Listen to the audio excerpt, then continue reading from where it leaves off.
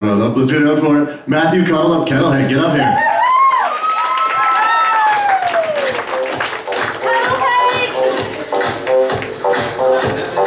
How's it going, Missoula? Yeah. Now, I noticed everyone's been drinking tonight. So who likes to drink? Yeah. I've been living here about a year and a half, and I noticed Missoula's the first thing they do. They wake up, they have coffee, and then they pour liquor in it. And so, do you guys not do that? Yeah, maybe not in this crowd. Anyways, yeah, I drink a lot, and I love to drink. And I've actually drank so much that I have a nickname named Cuddle Up. And coincidentally or incoincidentally, when I get drunk, I am like a gremlin. I cannot keep me away from water. I don't like bright light. But most importantly, do not feed me after midnight. Because once midnight strikes, I am the biggest food critic ever. That's how I got banned from Denny's, Perkins, and Pita Pit. Now I sit outside there at 2 o'clock in the morning like a 16-year-old trying to buy booze at a liquor store. It just sucks. And everyone's been talking about Valentine's Day, so I'm going to switch the question a little bit. Are there any single ladies, or ladies that can keep a secret, that had an awful Valentine's Day? Make some noise! None? Whoa, I happen to be single. How's it going? It's not like I wrote that down. Oh, fuck, I did. Anyways, but I spent my Valentine's Day in a tiny apartment with a bunch of dudes. All I was missing is ecstasy and glow sticks. Hey! but I tried so hard to get, Valentine's Day that I actually put an ad in Craigslist. This is so true, but I can't write about myself. It's so hard. I became Southern. And so it's so hard to write about myself that I actually had my mom write it for me. And all I did was take out the parts about me having a cute butt as a baby. And I still got nothing. It was awful. But I love my mom. My mom, she was a Hispanic woman. And like all Hispanic families, I used to get beat the shit out as a child. Because Hispanics are so good at beating their kids that we start our own families at age 13. It's so true. Okay, Aura S, time to start my own family. This is ridiculous. And like my mom used to carry the spatula in her purse. So then when we're in the store, all she had to do was show the tip.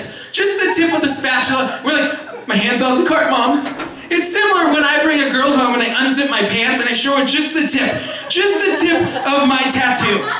That says this object is closer than it may appear. Bam! So I go to church a lot.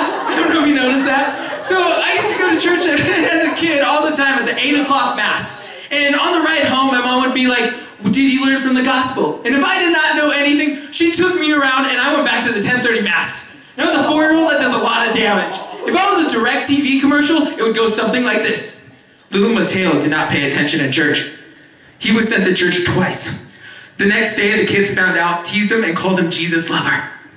He then could only turn to one place, the place of God, where he became a choir and altar server. It was a combo.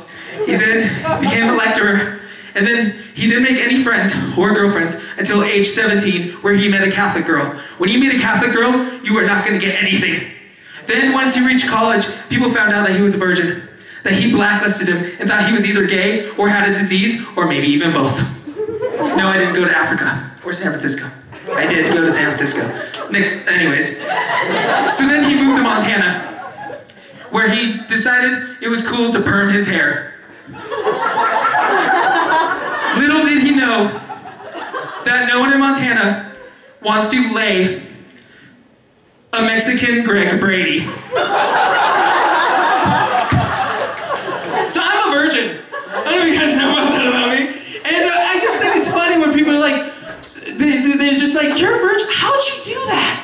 How did that happen? I was like, how did I do that? It's not like I ran a fucking marathon. I didn't do shit. I was like, when people are dating, I ended up playing video games and petting my poodle Babette. I was like, it's not like getting a V card is like registering for your driver's license. It's not like you're filling out the paperwork. Height, okay. Weight, okay. Cosigner mother, excellent. Hobbies, Dungeons and Dragons. Perfect smile, whoosh, virgin. That's not how it happens at all. It's awful. And it sucked because I used to get teased all the time for being a virgin. And this guy would be like, I'm such more a man than you. You're an awful man. And I was like, what? And he thought he was more a man because he had threesomes. And I was like, threesomes? Yeah. But he had 2 guys and 1 girl. And I was like, I don't know if you're more the man. It makes you interesting that you're playing pendulum with another man's balls. I was like, I mean, it might be a physics dream, like, oh, math, science, so subject A's left now, hit subject B's right now, the 180 degrees. I do believe some friction was involved. But I really do need a date because my TiVo's even getting creeped out by me. Like, I'd like to watch Teen Mom Tuesdays and Toddlers and Tiaras. So now my TiVo's suggesting I watch Cops, Dateline, and 700 Club. But I'm gonna leave this at this. Being a virgin is a lot like losing one of your hands. At first they don't really notice, then they're a little surprised, they don't know how to exactly approach you. But by the end of the day, you just thank God you have one usable hand. My name is Matt Kelly, guys, have a good night!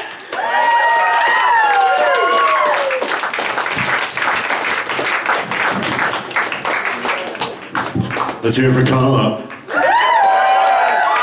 Yes. Yes, you touched on something, Matt.